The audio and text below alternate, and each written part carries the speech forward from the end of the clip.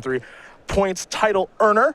He's on Grixis control, as he always is. He did win a Premier IQ last weekend with the deck, and he's decided to take the trip out here to do battle. And last time we saw Danny, we actually saw him playing against Infect. He was winning there, and it looks like he might be winning this game right now against Dawson Carson. He's got a Pia and Kieran Nalar, a couple Thopters out there, a Spellskite with a couple counters. Looks like they're Infect counters, though. And he's staring down, looks like just a Glistener Elf, though there is a Pendlehaven and an Inkmoth Nexus on the other side of the table. Yeah, so the trouble with this matchup is that they might force you, the Infect deck might force the Grixis control deck to keep open mana because they have such explosive turns. They might just kill you in one turn out of nowhere. So a lot of the times you have to keep open mana for removal and then keep open additional mana for like dispels to counter their pump spells or their Apostle's Blessing or whatever. But if the Infect deck gives you a window to resolve something like Pia and Kieran, then you're in a good spot because you have 3 blockers. If you get to untap, you have the ability to just shock things at random. And I think Spellskite probably led to a lot of this. Well, it looks like Pia and Kieran, along with a Thopter, are going to come into the battle, into the red zone, excuse me. Windswept Teeth will be sacrificed here by Carson at the end step. So he'll dig a land out of his deck. For Jessup in his hand, he does have a copy of Kolaghan's Command hanging out. I think there's also a Dispel in the grip. Carson going to search up a breeding pool. And then we're going to head back Dawson's way here in just a moment.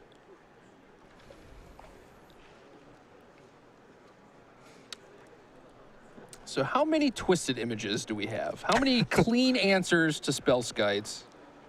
For Mr. Carson, we got 3 twists in the board. Okay.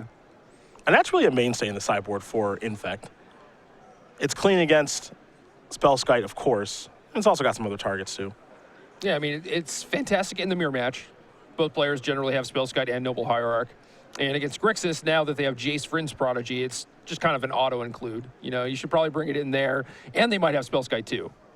Glistener Elf's feeling a little frisky. It's coming into the red zone. Looks like Jessup says, I'm just going to take it. And kind of the trick that I think players have learned against Infect, since we've seen Tom Ross play it so much, along with quite a few other players, is you don't fight it in combat, the creature. No, that tends to end poorly, especially when your removal is damage-based. Because they can just, basically counter your Lightning Bolt with a Giant Growth, and then you end up taking a lot more damage. Better to just take the hit for 1 and then fight them at their end step. Spellskite is on the stack. We'll see if this does resolve or if Jessup will have some responses. He does have the Kolaghan's Command. It looks like he's going to use the Kolaghan's Command. Destroy target artifact and perhaps make Dawson Carson discard.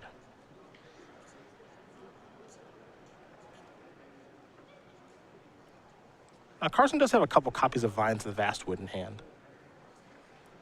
So he's got a few things to think about here, but he looks like he's going to let the Spellskite go. Yeah, it's risky. I mean, I can imagine wanting to protect the Spellskite, but it's pretty easy for the Grixis control deck to just fire off another Kolaghan's Command. Also, it looks like Jessup is just going upstairs with the Kolaghan's Command as far as dealing damage is concerned. We have seen Danny take some aggressive lines as far as burnout plans with this deck. Well, your opponent has 8 life and 5 cards in hand. It's like, what's more important? Like, would you rather shock him down to 6 when you have Pia and 2 Thopters and a Spellskite you could potentially throw at him? Or would you rather just have him make him discard a card that's likely irrelevant?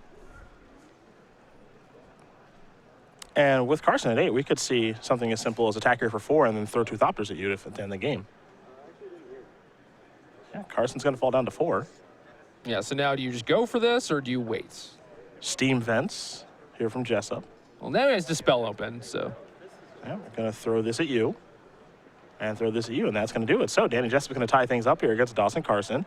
Grixis control, Infect, all tied up at 1. With about 25 minutes here for players to shuffle up and get ready for game number 3. So we'll take a look at the sideboards here for both players. Again, we saw Jessup in this matchup yesterday, and he looked pretty confident with his sideboard, the use of Is Static Aster. We'll get to him in just a moment, though, since Carson is going to be on the play. So you'll find 2 Dispels, 3 Nature's Claims, a Spellskite, a Relic of Progenitus, 2 Spell Pierce, those 3 twisted images that we discussed a little bit earlier, an Apostle's Blessing, a Sylvan Library, which that can't not be a thing. It's actually a Sylvan Scrying. Yep. And then a Dismember, because this is modern, in fact, not legacy, in fact. I was like, well, Sylvan Library would be good here, but it's not legal. So that is a Sylvan Scrying, Yep. just so that you guys are aware. So I like the Dispels. The Relic has a lot of play here. may or may not be worth bringing in. Spell Pierce is kind of the same, where like it could be good if you're forcing through a kill, but it's likely just a worse dispel because the games are probably going to go on pretty long. Twisted Image, now that Dawson has seen Spellskite out of Danny's deck, he doesn't know how many he has, but it's likely that he saw a Jason in an earlier game. So Twisted Image is probably pretty good here. The Apostle's Blessing, just another protection spell. Sylvan Scrying might be nice to have an additional way to find an Inkmoth Nexus, because that card does not get killed by sorcery speed removal. And Spellskite of your own is fine. It's a little risky against Kolaghan's Command. Other sort of things here for Jessup: 3 Molten Rain, 2 Dispels, 2 as Static Casters. A lot of one-ups here in Dreadbore, Risefall, Vandal Blast, Dark Blast, Thoughtseize, Spellskite, Nile Spellbomb, and Rending Volley. A lot of good options here, and that's kind of what this Grixis sideboard is trying to do. Has a lot of different cards, but they're able to bring them in different matchups. So basically against most decks, you get to sideboard in like 6 or more cards. So he has 2 Dispel, 2 Izzet Staticaster, Risefall, Dark Blast, Thoughtseize, and Spellskite that I like. Molten Rain seems kind of nice because it kills Inkmoth Nexus, which is one of the problems, but you really don't want a 3-mana sorcery, especially when you're on the draw. I could see that. I mean, I do agree with you that it is nice to be able to kill Inkmoth Nexus, but I also feel like you've got a pretty decent amount of answers to that card, too. Yeah, the deck has a lot of removal, especially at instant speed, and if they're able to protect their Inkmoth with something like Vines of Vastwood, then you're probably going to die on their next turn. Molten Rain, 3 copies in the sideboard for Danny. Just a lot of that card. Yeah, just hates lands. Just wants to kill them. No, Tron and Amulet are very difficult matchups, and we saw him use them to pretty reasonable effect against Jund yesterday, against Tickle. Yeah, no, they were perfectly fine there. The ability to actually redirect over to a Planeswalker, I probably don't give it enough credit. It probably comes up more than I think. I've cast Molten Rain against them 3 or 4 times, and I've killed a Liliana with it once. Okay. So that seems maybe a little high, but even if it happens like 1 in 10 or 1 in 7 times, it's worth it. And those are the options there for each player. They'll be shuffling up, getting ready for game number 3. So we will talk about the Star City Games YouTube page, where you can go back, you can watch replays of this Open Series event, along with all the other Open Series events. Our Versus Series that do take place on the Premium Select side of Star City Games, along with premium Magic Online videos, some of which done by Jerry Thompson, and then unboxings and other specialty content at youtube.com/Star City Games. Become one of over 80,000 subscribers. Again, that's youtube.com/Star City Games, as we get ready here for game number 3 between Danny Jessup and Dawson Carson. Infect versus Grixis Control. If you've noticed one thing here, as we've made it through almost 11 rounds of action, we have not seen really a lot of the same deck here this weekend. A lot of different stuff. I mean, the exceptions are when we're watching the same player, I think. Yes, that's really about it. It has just been a little bit of everything. Now, when we get that metagame breakdown for you guys being in the next round, we will take a look at everything, but this format is diverse as it's ever been. You see Dark Blast, the draw step there for Jessup to start the game off. Pretty good against a Glistener Elf. That's a good one. Yeah, not a bad start. I bet Danny was thinking of a card. It could be anything. He's going to start by sacrificing his Scalding Tarn.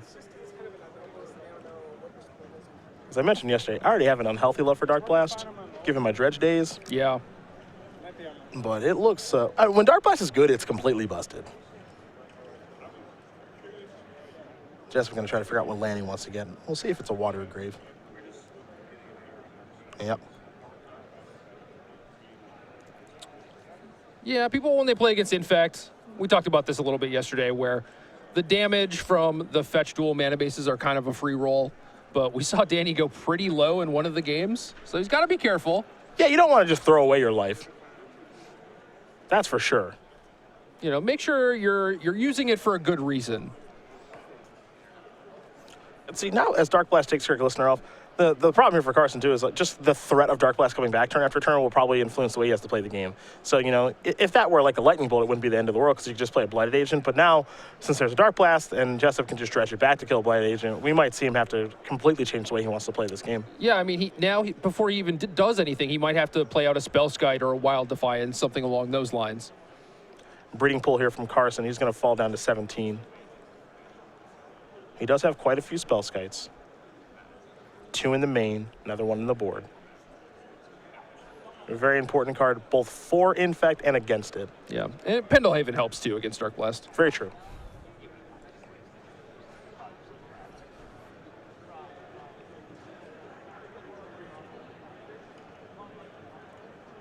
Well, there's a Sylvan Scrying. Would be much better if it was a Sylvan Library. I'm inclined to agree. Here is an Inkmoth Nexus.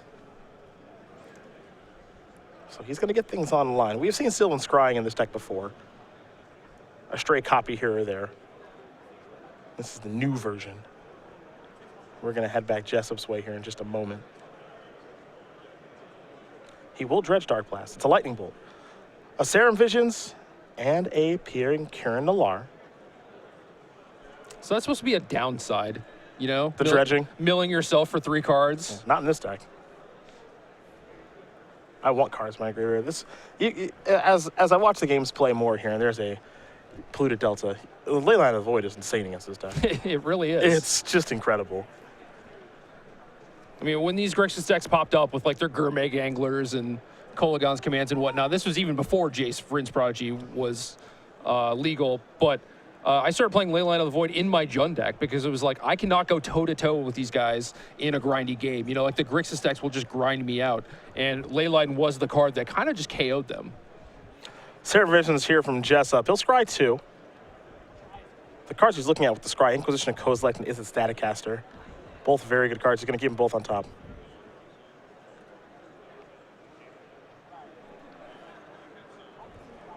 Let's see what's next here. All right, now this is a big one.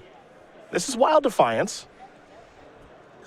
And this is a card that might make life very difficult for Jessup. Now, I know you're a Grixis Control veteran. How do you go about beating this thing? Well, we're Grixis, so we don't have a lot of great ways to deal with enchantments. Yeah, that's about it. We're kind of dead. That's the straightforward approach. Leyline of the Void, very good. Wild Defiance, also very good. Now, what's worth noting here is if you read the text on Wild Defiance, it says whenever a creature you control becomes a target of an instant or sorcery spell. Yeah, so Staticaster is live. Correct. P and Kieran is live. Dark Blast, Lightning Bolt, not so great. Yeah, those are off the table now. And it's their spell or your spell for what it's worth. So you can use it on offense or defense. Now we'll see an Inquisition of Kozilek. Pendlehaven, Windswept Teeth, Nature's Claim, Spell Pierce. Those are the cards here in Carson's hand.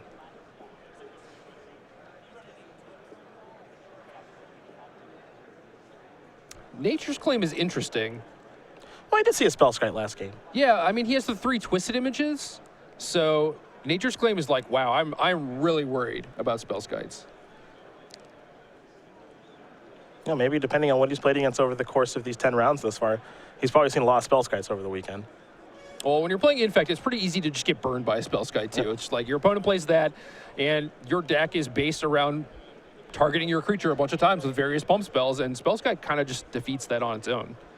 I wouldn't be surprised at this point if he just preemptively sideboards against Spellskite every time, yeah, no matter what he's playing against. I mean, anyone can play it. It's not great in something like Abzan, but it is a card that you can play and still do stuff with. Yeah. Especially since the Infect deck doesn't generally attack your life total. Windswept Teeth here for Carson. Let's see what land he wants to search up. And this might be game here. He has become immense. That's just like the clean 10 Infect. Yeah, in combination with the Wild Defiance. With the Defiance, yeah. I guess Jessup's answer to this is Dispel? Is Dispel, yeah. If Carson's willing to go for it. It would have to have been a Become Immense top deck. Uh-oh. Here's an attack. This would be Xaxes. There is Become Immense. Delve away the entire graveyard. Jessup will look at his hand. Does he have Dispel? He does. So he is still alive here. Now, it'll still be 4 Infect, because Wild Defiance is still going to resolve. The spell doesn't have to resolve for Wild Defiance's ability to resolve. So it'll be 4 Infect. But fortunately for Danny Jessup, he did have a Dispel there, because that could have been lights out. Yeah, and the Inquisition on the previous turn to take out the Spell Pierce. Yep. Static Ash to the draw. Scalding Tarn the land. So unfortunately for Danny, only has a Lightning Bolt and a Dark Blast left over. Yep. He'll sacrifice the Scalding Tarn. Jessup is in a little bit of trouble here, though.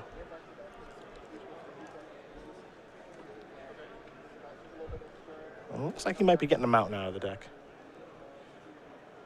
And he will.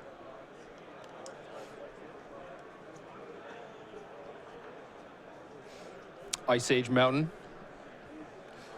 I'm against it. Yeah? You don't like it? No. I don't like snow, man. Fair enough. Oh, we're getting aggro. That's interesting because he has the Staticaster.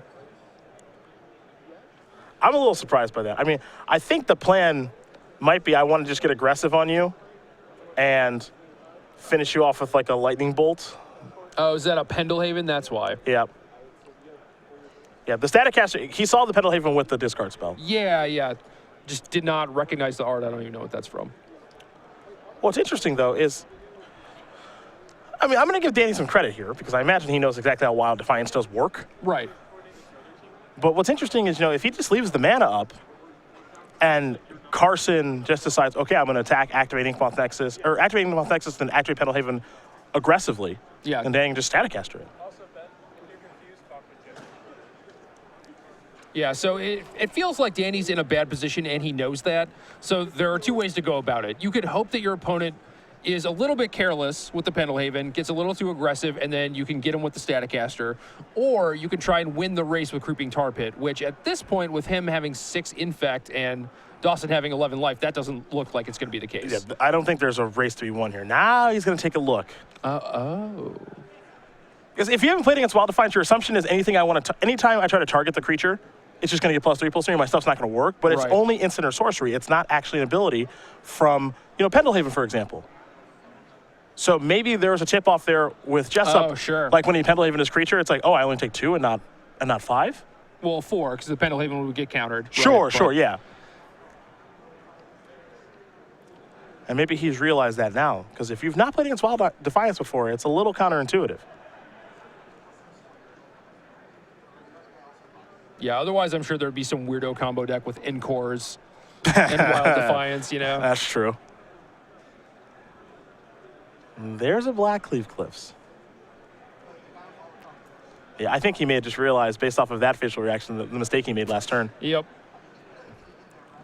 Well, Wild Defiance was originally very popular in these decks, and then it kind of fell out of favor a little bit. Now it's making a comeback. Spellskite was the draw. And we might see Carson lead with that. Give himself a nice amount of protection. And now the Staticaster plan's kind of off the table. Yeah, this is going to be in response. Yeah, so now Danny can play Staticaster and shoot the Blighted Agent.